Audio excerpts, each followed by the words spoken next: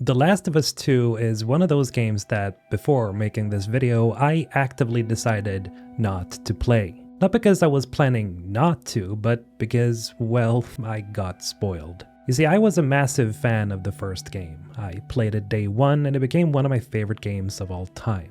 And Joel and Ellie became two of my favorite video game characters ever. So to say I was pumped for the sequel would be an understatement. Unfortunately, at that point in time I was pretty strapped for cash and I simply couldn't afford buying the game at that time, and because I was on the internet all the time, it was pretty much a given that I was gonna get spoiled at some point. And lo and behold, during one of my lunch breaks at work, I was scrolling through YouTube to find something interesting to watch, and there it was. It was that moment. In big, bold letters with Abby's angry face as the thumbnail. Gee, thanks, YouTube. It didn't make it any better when I found out through another thumbnail that apparently you play as Abby too. And that's kind of where I mentally drew the line, and ever since then, that line has never been crossed. Until today. And so, in time for the second season of The Last of Us TV series, I finally picked up The Last of Us 2 Remastered Edition, sat down, and started it up. So, Jackson. This is where the game does something that I actually appreciate. It starts slow. You're walking through this little snowy street in town, and there's just a ton of detail everywhere.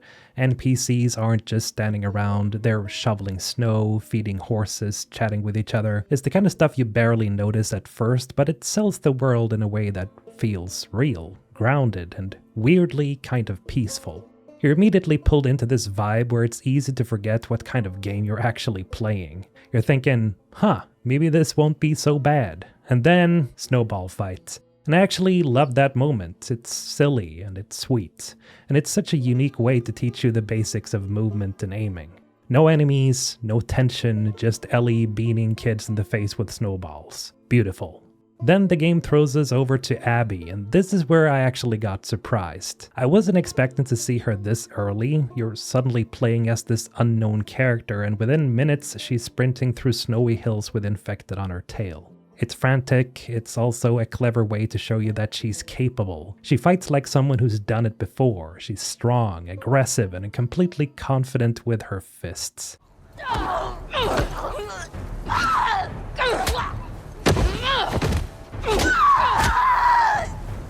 So yeah, I didn't really like her, but I couldn't pretend she wasn't a badass. Now, as soon as she lays eyes on Jackson, you can tell she's not here for the tourism. She locks in, face tightens, she's got this look that just screams, yeah, I'm about to ruin everything, and sure enough, she does.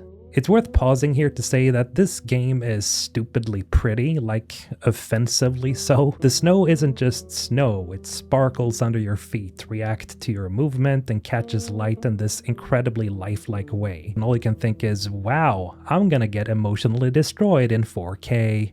Anyway, Abby eventually runs into Joel and Tommy, and here's the part where the game really starts setting you up. They save her, straight up save her life without knowing who she is. If you didn't already know what was coming, you'd think that this was the beginning of an alliance or maybe even a redemption arc. Meanwhile, we cut back to Ellie and Dina doing patrols, and here's where the writing starts to shine. Their dialogue in the early game is actually great. It's casual, a little flirty, but it's not overdone. You can tell that they've spent some time together and that there's already history between them. The chemistry feels earned. Combat starts to ramp up a bit here too. You're fighting infected, managing ammo, and let's be honest, laughing every time you find one bullet in a drawer. But the moment-to-moment gameplay, it's still rock solid. Movement is smooth, the combat feels crunchy and dangerous, and even though I'm not a fan of the wobbly crosshair, I get it, it's supposed to feel tense, not precise. Also, I love that the game doesn't hold your hand too much when it comes to navigation. There are hints if you really need them, but there's no obnoxious yellow paint or glowing arrows. You're meant to look around, take it slow, and figure things out, and that actually works. We get to see some quiet stuff too, like Ellie automatically pulling up her hood in a snowstorm, or little environmental details like an old PlayStation 3 on a shelf. Just small things that show how much care went into this world. Then comes the part where everything starts to spiral. Ellie and Dina find shelter in the library and share a quiet moment before things hit the fan. And once Ellie hears Joel might be in trouble, she does not hesitate. She's out the door, racing toward danger. That moment says everything you need to know about the relationship. She doesn't ask questions, she just runs. And by the time she arrives, it's already too late. Joel's death scene is hard to describe. It's rough. As soon as the door closes, you know something's up. You can feel the air getting sucked out the room, especially when Joel introduces himself. Joe.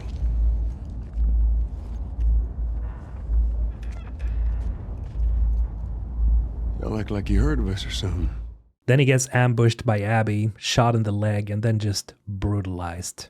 Now, I don't know if a certain someone is a sadist over at Naughty Dog, but it definitely feels like it. The whole scene is just so uncomfortable to watch, and I think that's very much to the point. The camera never looks away, it just lingers there, like it forces you to feel every bit of it, and I absolutely fucking hate it. Not in that, ugh, that's bad writing kind of way, but in that, yeah, okay, this is the fucking worst. Why are they doing this to me kind of way. And I like how kind of silent the entire thing is. Abby says a few things, but there's no preamp to prepare you. It feels like a Game of Thrones episode, like the Red Wedding, but with zombies. The worst thing about all of this is I knew this was gonna happen, but somehow it still hurts. When Ellie storms into the room, you can feel how desperate she feels, and her reaction to seeing Joel is where it all hits. She's fighting, screaming, and crying, and when she yells, "I'll fucking kill you," I wasn't thinking, wow, strong performance. I was thinking, same. That rage is pretty contagious, and I couldn't help imagining Abby's face getting munched on by a clicker at that point. Or, well, Ellie's hands at her throat. The final swing to Joel's skull hits with a sickening crunch, and I literally felt the punch in the pit of my stomach. Like, this shit gave me depression for at least a few days, no joke. And you know what's crazy? I still knew this was gonna happen, but it hurts anyway. I'm sorry for repeating myself, but I gotta give credit where credit's due. You can dislike the writing all you want here, but you can't deny this shit hits you harder than, well, most things in gaming. And as much as I want to hate Druckmann and his team for doing this, they really created a powerful scene here that will probably linger on forever in gaming history as one of the most grueling emotional scenes ever. Afterwards, there's a moment between Ellie and Tommy that hits differently when you've been paying attention. Earlier in the story, Joel had sat Tommy down and told him what really happened at the Firefly Hospital, the whole truth. That he killed the Fireflies, that he saved Ellie, that he didn't regret a damn thing. Joel makes Tommy promise not to tell her, so when Tommy is standing there after Joel's death holding all of that in, you can see it's eating him alive. I really like the writing of Dina here. She steps up in a big way. She doesn't push. She doesn't ask Ellie to explain what she's feeling. She just stays, supports her, and that's what makes their bond feel very genuine.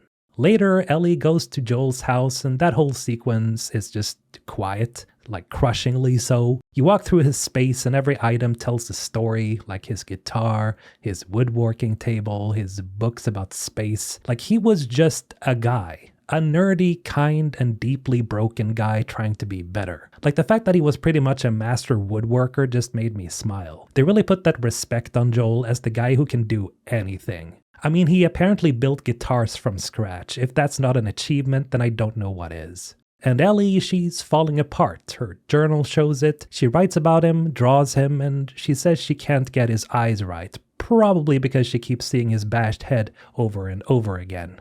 She does stuff like smelling his jacket and just stops. It's that kind of detail that hits way harder if you've lost people, because chances are you did the same thing after they passed on. I know I did. Also, side note, there's a photo of Joel and Ellie that looks like a bad Photoshop job, but you know what? That almost makes it better. But I just couldn't help but chuckle. Eventually, Maria gives Ellie and Dina the go-ahead to leave Jackson, which felt a little weird at first, but considering Tommy's her husband and had already left, and Maria clearly understanding that Ellie needs to do this, it makes sense. She doesn't try to stop them, which was a surprise, but a welcome one. Alright, now we're in Seattle, and right away this place is absolutely stunning. I mean it. The overgrown city streets, the buildings wrapped in vines, the whole aesthetic. It kind of made me feel like I'd wandered into a Jurassic Park game by accident. You almost expect to hear like a raptor scream in the distance. There's this mix of beauty and decay that somehow feels peaceful and threatening at the same time. The level design here deserves a whole paragraph of praise. It's not just walk forward and kill things. You're constantly exploring little nooks, stores, and alleyways filled with small environmental storytelling.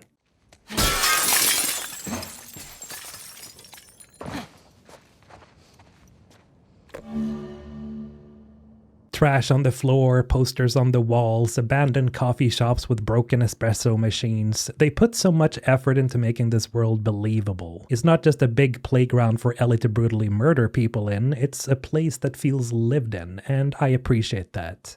One thing I really liked was how intuitive some of the puzzles were. Like, there's one where you need to power a generator, and instead of running around for 10 minutes looking for a magical door key, you realize, wait, I can literally just throw this cable over the fence. It's one of those small moments that made me feel too smart for my own good.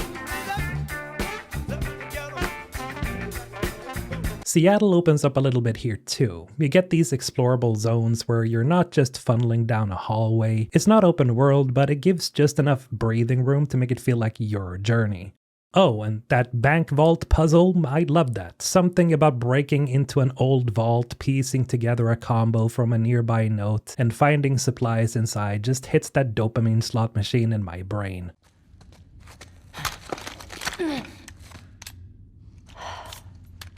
Thanks, dude. It's Fallout-style scavenging with Naughty Dog-level polish. Also, side note, you can find a trading card that portrays Neil Druckmann as some sort of brilliant supervillain, and I'm honestly not sure if it's him leaning into the pretentious douchebag meme or if the team decided to roast him. Either way, I kinda respect it.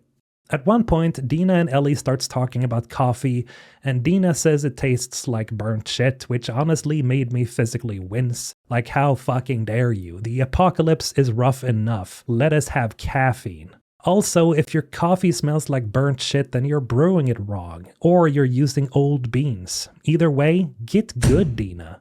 But even in those small jokey moments, the world building is dense. You end up in this abandoned music shop that's so well detailed that I was like, yeah, this is actually what a music shop looks like in Sweden, which is where I live. You find a guitar, Ellie picks it up and you get to play. Then Ellie plays, and then come the feels.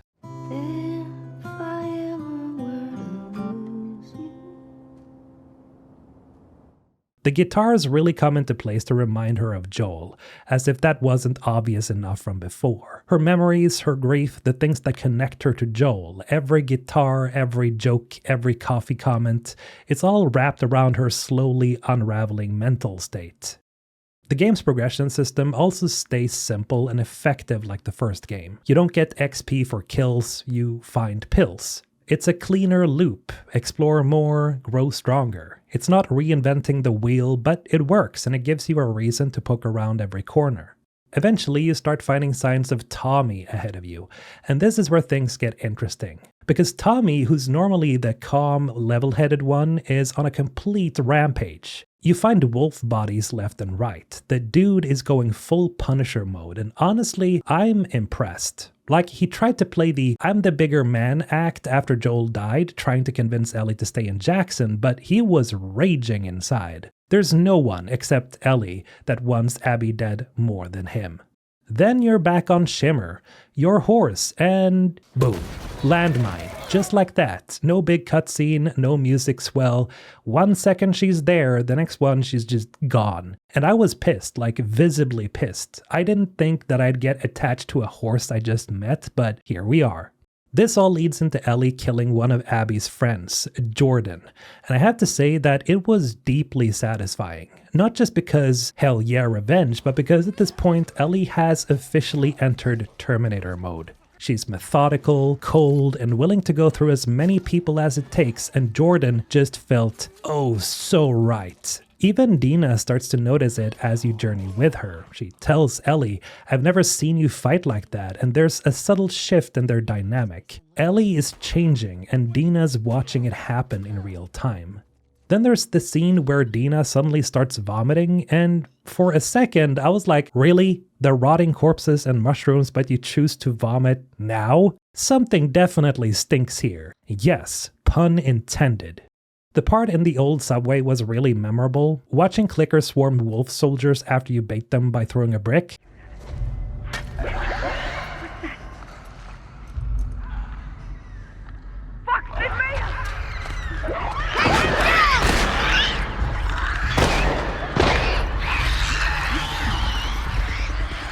Chef's kiss. Mwah. The stealth here is really well done. Honestly, it feels like Splinter Cell Cordyceps edition. Crawling through grass, picking enemies off, using distractions, it's some of the most satisfying stealth gameplay in the industry. Then the game throws a new infected type at you, Shamblers. And yeah, they suck asshole, like big time. They charge at you and spit acid. They're basically walking zits. Not a fan. You also start noticing cracks in Ellie's and Dina's relationship, not just because of the pregnancy, but because they're both dealing with heavy stuff. Ellie reveals she's immune, and Dina drops the pregnancy bomb.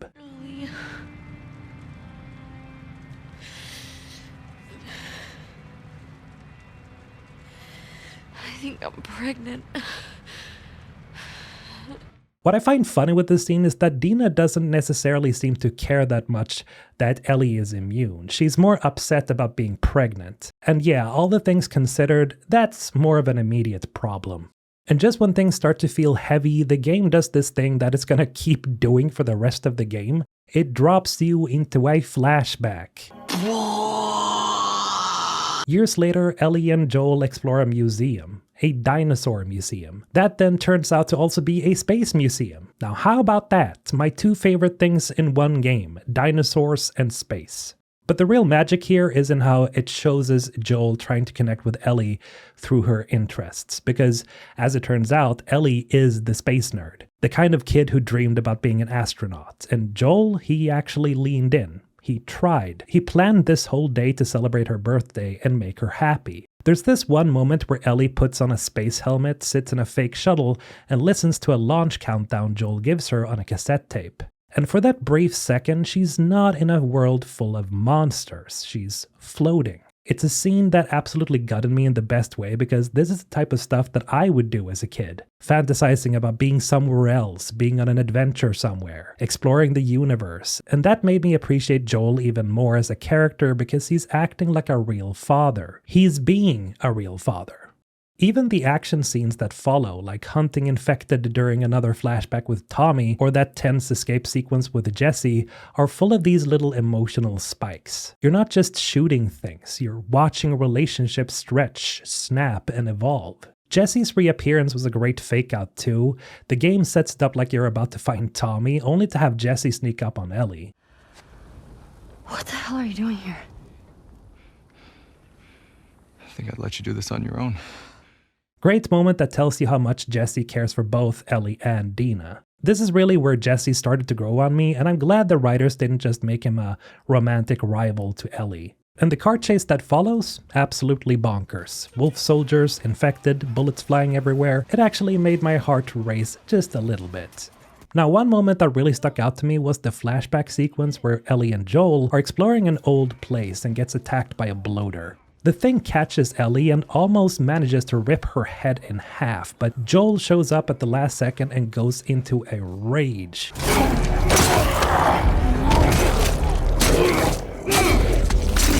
After having completely destroyed the bloater, you can hear Joel trembling with his breath. Not because he was scared from the bloater, but because Ellie almost lost her life. He almost lost his daughter for the second time, and the scene is just so very powerful that it stuck with me for the rest of the game. But despite all this, you can see the distance growing between Joel and Ellie, especially when she starts digging into what actually happened with the fireflies. Every time she brings it up, Joel dodges, lies, and you can see how much that hurts her. Now, Seattle Day 2 picks up right where things left off. Now, this part really starts to blur the line between revenge and obsession, and Ellie is clearly crossing it without hesitation. One of the things I got really curious about early in this section was Abby, specifically why Nora mentioned her being locked up. It's just this quick little line when you're sneaking through the hospital, but it made me stop for a second, like, what the hell is going on with our group? They're clearly not united. Something is off. And then there's Nora herself.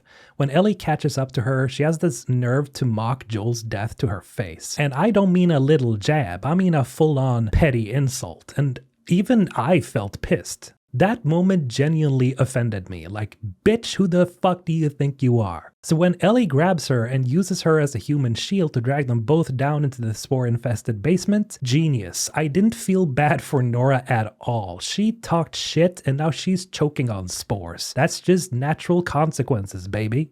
And then comes the pipe scene. This is where the game really tests you. You're standing over her. Nora's coughing, dying, and you have to hit her. And it feels awful, but also kind of justified. That's the weird part. Ellie is in full Darth Vader mode here, and you're right there with her. It's the kind of scene where you realize that you're not just watching Ellie spiral, you're actually spiraling with her. Afterwards, she returns to the theater, and the image of her shaking hands, bloody and traumatized, is just brutal. It mirrors that moment from earlier when Joel's breath trembled after almost losing Ellie. It's subtle, but it tells you everything. She's becoming him, and maybe that's the scariest part. Then we have Dina gently cleaning Ellie up while she just sits there, wide-eyed and numb, and it's honestly hard to watch. Ellie wants to avenge Joel more than anything, but it's tearing her apart. And then, surprise, we flash back to 2 years earlier when Ellie secretly returns to the Firefly Hospital. This is where things click. You finally understand why Ellie's so angry at Joel. She finds the tape recording. She reads the logs and it confirms what she already suspected. Joel killed the Fireflies. He lied to her and he took her choice away. I really liked how long it takes Joel to finally admit the truth. He tries to avoid it, to delay it, and you can see the gears turning in his face. The facial animations are incredible here. There's no music, no dramatic camera pan, it's just Joel struggling to explain the impossible. It's not until he says the truth, albeit trying to twist it as a noble thing, that the music starts to pick up with Ellie's realization that he doomed the world for her sake.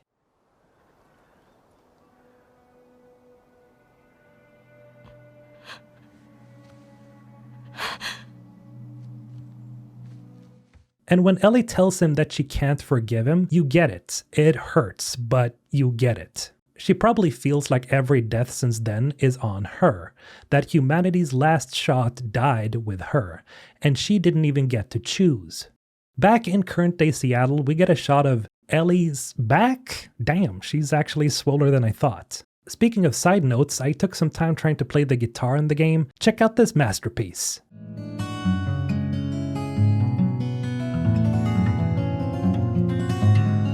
Anyway, back in the present, Jesse's becoming a bigger part of the story. And man, I feel for him. He shows up to save both of them only to find out Dina's pregnant with his kid. And even through all of that, he's still trying to help Ellie. You can see the pain in his face, but he puts it aside. Now, I'm not sure how I feel about him tagging along with Ellie to find Tommy, though. Dina clearly needs help, and Jesse's presence might be more important there. Then again, we need someone to tag along to get through the city with, and, well, it can't be Dina. And when Jesse asks Ellie why the wolves killed Joel, she straight up lies. I didn't really love that. He seems like someone she could trust, but then again, Ellie's already deep in this revenge pit. Trust isn't exactly top of mind. Combat-wise, I'm still steadily impressed. The body destruction system is gross in the best way. Blowing someone's arm off is disturbing, but also kind of satisfying. What does that make me? Probably a psycho. I also like the little immersive bits of gameplay, like being able to choose different ways to enter a building, climb through a window, break open a door, and so on. It's small, but it helps the world feel grounded.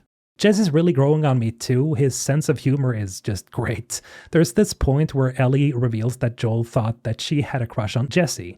I mean, you're handsome and whatever, but I'm not into your type. What, Asians? Yeah, that's obviously what I meant.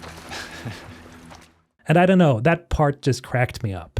and wandering through a rainy, ruined Seattle really got me wishing for a full-on open-world Last of Us game. Something where this exploration-heavy gameplay could stretch out even further.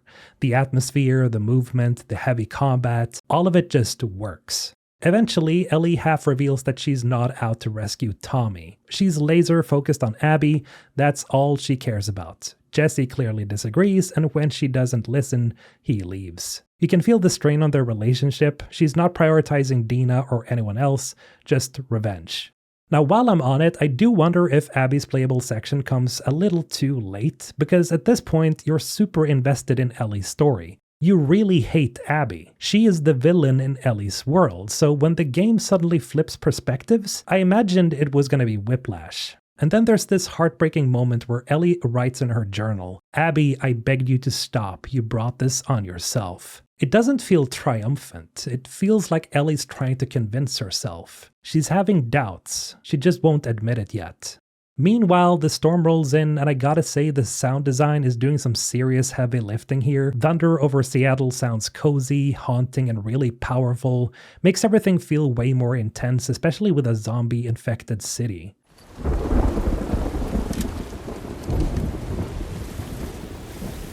You even get to drive around a little motorboat, and honestly, that's cool. I like that they didn't make a huge deal out of it. It just makes the world feel bigger. You've gone from rooftops to rivers. Ellie killing a bloater on her own also speaks volumes. This girl is lethal now. She's not just a scrappy survivor anymore. She's a complete and utter killer. Plain and simple. And fighting these things still get my blood pumping. You also start finding these notes signed by someone named Jules. I have no idea who this is, but the notes are pretty much everywhere, and they definitely got me a little curious. Eventually, you infiltrate the aquarium, and yeah, you kill another dog. I swear, someone at Naughty Dog hates dogs. I didn't enjoy this part at all, not to sound dramatic, but I love dogs, and being forced to kill them, even if they're trained attack dogs made out of pixels, it just feels horrible, and if I have to remove 1 point from the final score of this game, it would be due to this. Then we hit the Owen scene. Ellie confronts him and the woman with him, that being Mel, tensions high, and then...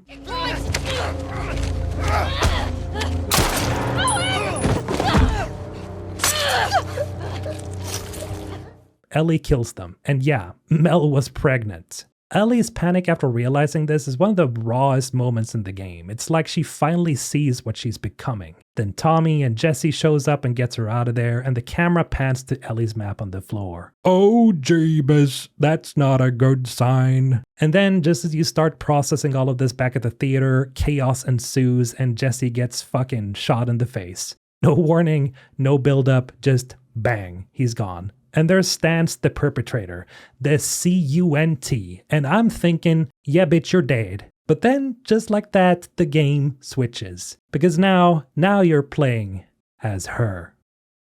And I swear, as soon as I realized what was happening, I made this face. You know, the one, that "are you fucking serious" face? My stomach actually squirmed. It felt incredibly uncomfortable to be playing as Joel's killer right after that scene. I get that it's supposed to be provocative, but holy hell, bold move, Naughty Dog. We jump back in time, again, god damn it, it's a flashback to Abby and her dad. Now, her dad seems like a chill dude. He's out here saving zebras from barbed wire and being a wholesome doctor and friend to animals, which is all very sweet, but it also feels kinda try-hard, like the dialogue is leaning a bit too hard into, see, he's a really good guy. And yeah, I get what they're doing. They're trying to make you like him before he gets murdered by Joel. And we also see Marlene again, which I wasn't expecting. She's more sympathetic here, even questioning if they should go through with killing Ellie, but Abby's dad? The guy looks like he can't wait to perform brain surgery. Like, I get it, you want to save humanity, but take a breath, man.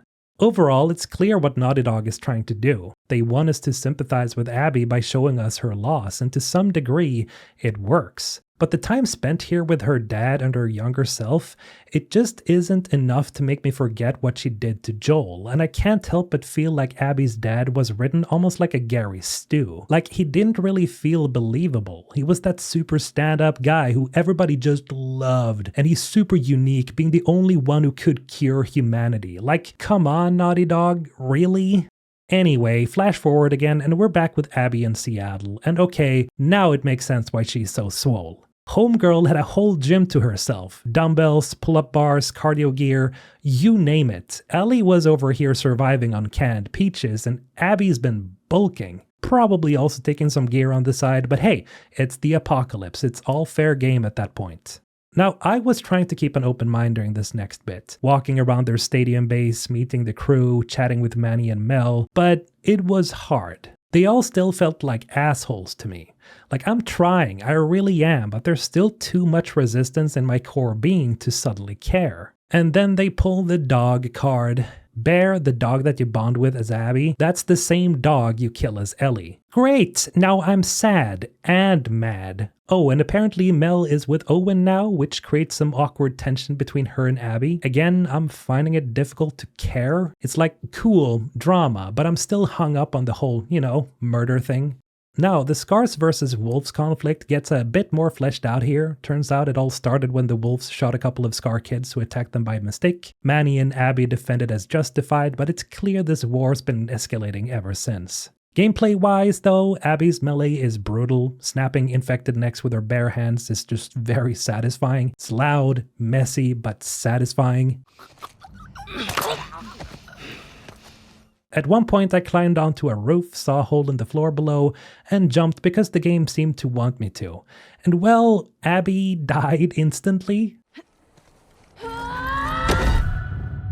Thanks, game, I actually laughed at that. Oh, and remember Ellie's skill tree? Yeah, Abby has one too. When I realized it was bigger than I thought, I physically winced. That's when it hit me. I'm gonna be playing Abby for the rest of the game, aren't I? God damn it. Abby eventually gets captured by the Scars and strung up. Then we get another flashback. Yay! Abby visiting Owen at the aquarium during the winter. I'm honestly getting kinda tired of the back and forth in timelines. It's starting to get a little confusing.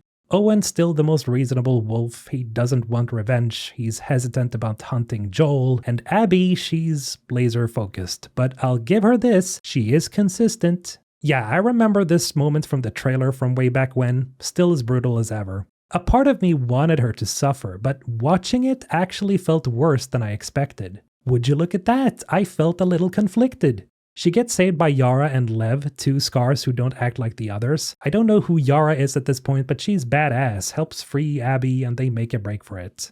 Eventually, we see Abby helping Yara by setting her broken arm. That was actually a great moment. It gives her some real character growth, finally. She's not a complete piece of shit. Turns out that if you save her from being hanged, she'll return the favor. You eventually control Abby again and get some time to explore Seattle solo. I actually like this bit. You can breathe a little and get into her headspace. Her loadout's different too, which I appreciate. Later, finding the crossbow on the cruise ship was a highlight. Bolts feel sturdier than arrows and way more satisfying. I also started feeling like the momentum of the story was dropping here. Abby's quest to find Owen doesn't feel very compelling to me. Also, side gripe, Abby customizing guns felt weird. I get it, it's a core mechanic, but part of me always felt that was a Joel/Ellie thing. Something about Abby being a master gunsmith too just pulled me out of the immersion.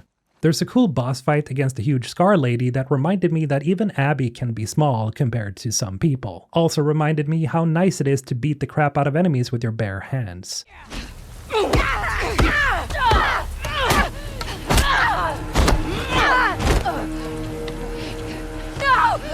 Always a win.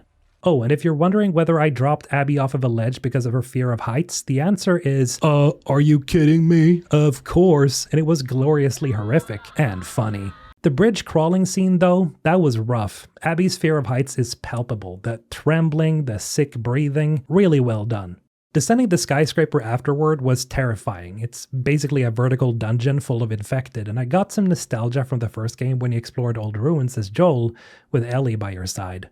However, reaching the ground and seeing blue sky again actually made me whisper, thank fuck. For the first time I could actually identify with Abby. That's actually surprising. Also, at this point I'm starting to enjoy Abby's gameplay more, but I still miss Ellie. There's a part of me that wants to go back, to take up that old quest of vengeance, but I'm conflicted to say the least.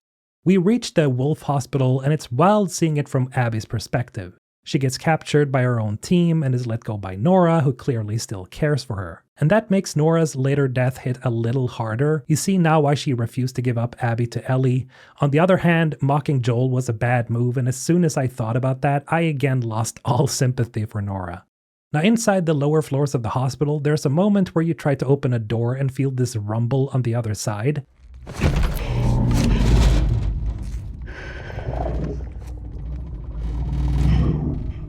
Fuck is that?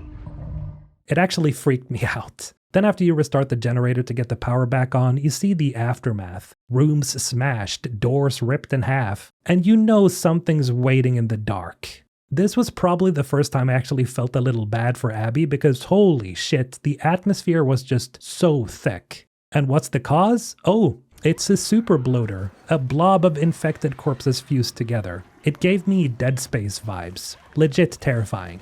Now the following fight got my blood pumping. You're running, dodging, throwing bombs, it's chaos. And it works. In hindsight, I regret not letting Abby get captured by the thing just to see her death scene. But oh well, I guess you could call that character growth on my part. Afterward, back at the aquarium, Abby returns with the tools needed to treat Yara, and it's clear that they're leaning hard into this redemption arc. Then Mel calls her a piece of shit. That was harsh, especially considering she just ran across an entire city to help someone. But I get it, tensions are high, your boyfriend just banged his ex. I understand Mel's perspective. Abby then leaves with Yara to stop Lev from returning to the Scar Island. That's why she's gone when Ellie shows up, and it makes sense. And can I just say that I like how Abby isn't suspecting a thing. Ellie is over there murdering half the city, and Abby is just on her own adventure, being none the wiser about probably the most lethal person in the world coming after her. Now, trying to reach the boat, you're pinned down by a sniper, and then the realization hits. That's gotta be Tommy. He's using the same infected luring tactics from his flashback. Very clever, and also fucking annoying. He kept killing me over and over, and for the first time I actually got annoyed by Tommy. Like, dude, I'm just trying to progress this story. Would you stop sniping Abby in the head, please? The chase leads to a moment I didn't see coming. Tommy sneaks up from behind and snipes Manny right in the head. Gruesome. I actually felt a little bad for him. And when Tommy corners Abby, there's nothing but rage in his eyes. He's ready to finish it.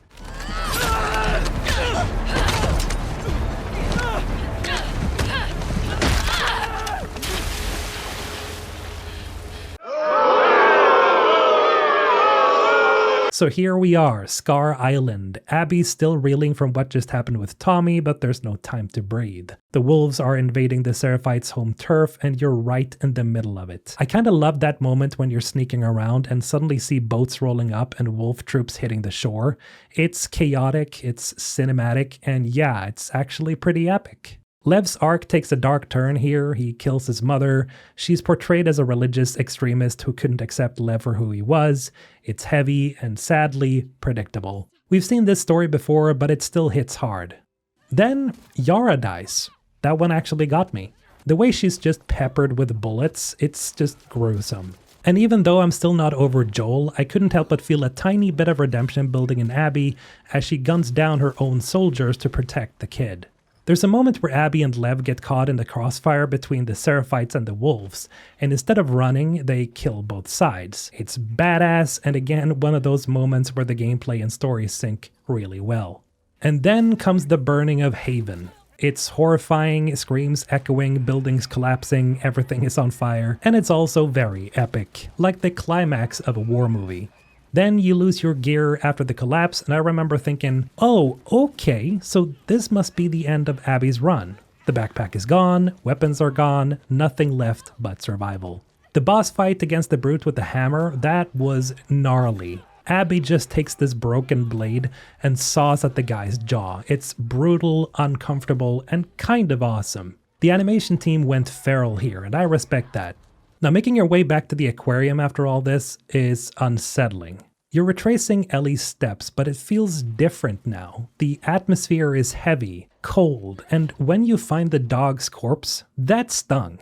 Abby finding Owen and Mel's bodies is rough though. She's completely broken. And of course, there's this map Ellie left behind. I just knew it would come into play eventually. So, Abby and Lev infiltrate the theater, and this is where things really crash together. He did what he did to save me. There is no cure because of me. I am the one that you want. Just let him go.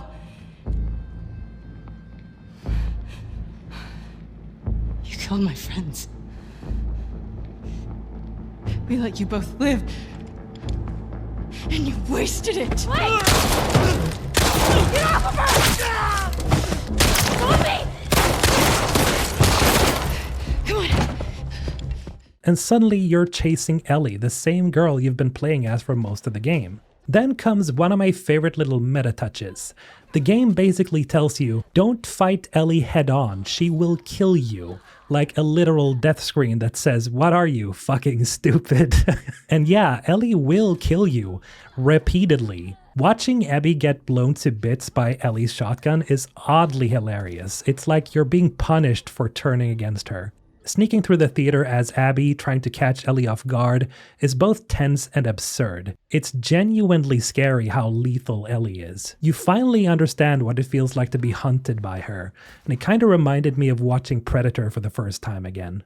And then the fight ends. Abby actually wins. She pins Ellie down, beats the shit out of her, smashes Dina's head into the floor, and for a second it looks like she's gonna do it all over again. She's going to give in, but then she sees Lev and spares them both. And we fade to black.